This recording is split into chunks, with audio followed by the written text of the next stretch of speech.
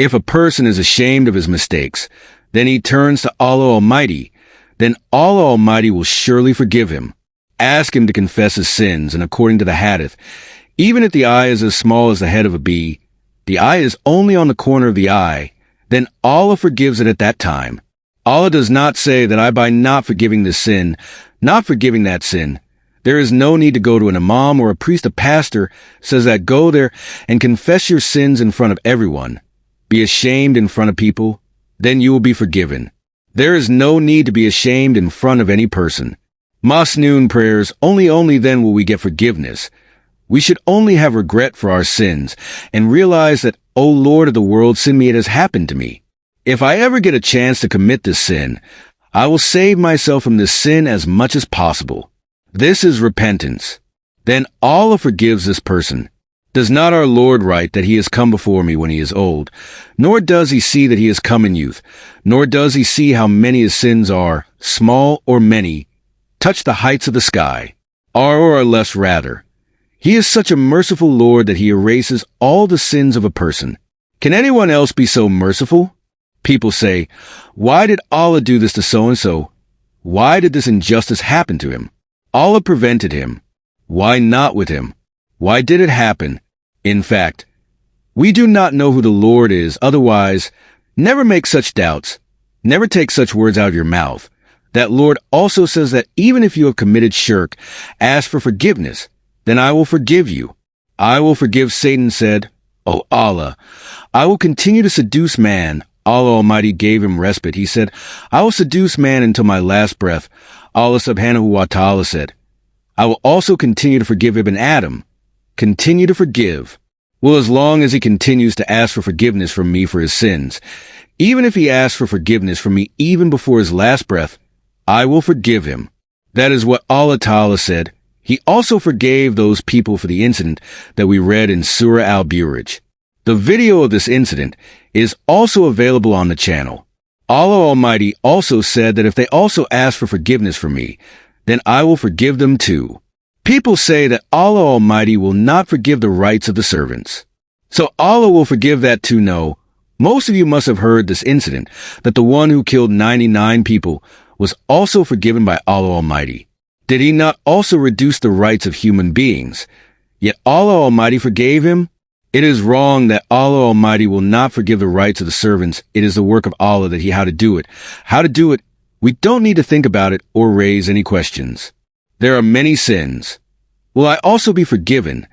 There are many disobediences and many transgressions. Will I be forgiven? That person was very old.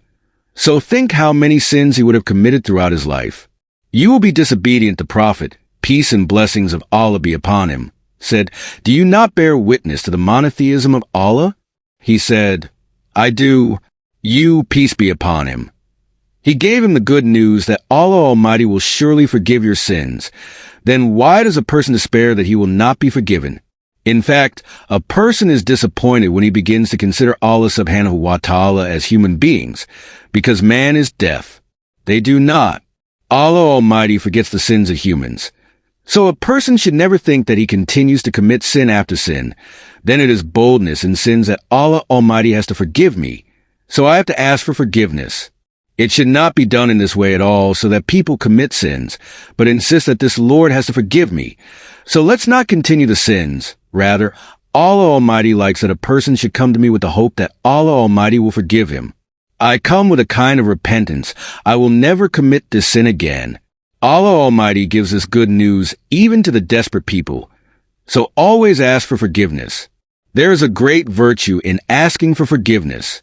If there were, then we need to be asking for forgiveness a lot. So always use your tongue with the mention of asking for forgiveness. Whenever you are working, your hands work, but your tongue does not work. So keep your tongue free from the mention of istighfar. Be humble before Allah and ask forgiveness for your sins. If a person commits a sin and then repents, then Allah will forgive all his sins. But the condition of true repentance is that he should not repeat that sin again. If he commits major sins, then later he realizes the greatness of Allah and regrets for his sins. Then he calls upon his Lord with a sincere heart and repents. Then Allah forgives all his past sins. only the small ones of man.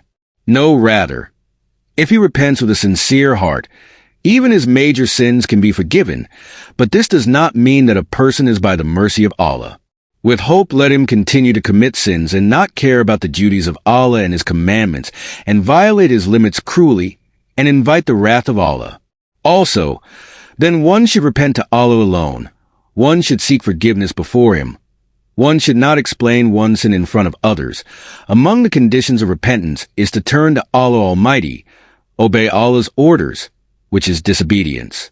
There is a mill instead Allah should be obeyed. Whoever asks for forgiveness, Allah will forgive him. Asking forgiveness for major sins is a condition for Anas bin Malik. They say that I am the messenger. I heard the Prophet, peace and blessings of Allah be upon him, saying, Allah, the Exalted and the Exalted, says, O son of Adam, when you call on me and hope in me, I will forgive you whatever sins you have committed, and I will not be forgiven. I don't care, O son of Adam. If your sins reach the heights of the sky, then you ask for my forgiveness. I will forgive you, and I do not care, O son of Adam. Oh!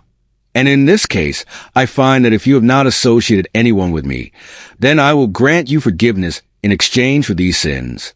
Allah has also promised forgiveness for those who ask for forgiveness. It is a tradition that the messenger of Allah, the Prophet, peace and blessings of Allah be upon him, said, Indeed, Iblis said to his Lord, I will continue to mislead the children of Adam as long as there is a soul in his body, by your honor and glory. By honor and glory. As long as my servant continues to ask for forgiveness from me, I will also continue to forgive him. A person's repentance is accepted until he is seen by the angels of death. So we should always repent and seek forgiveness.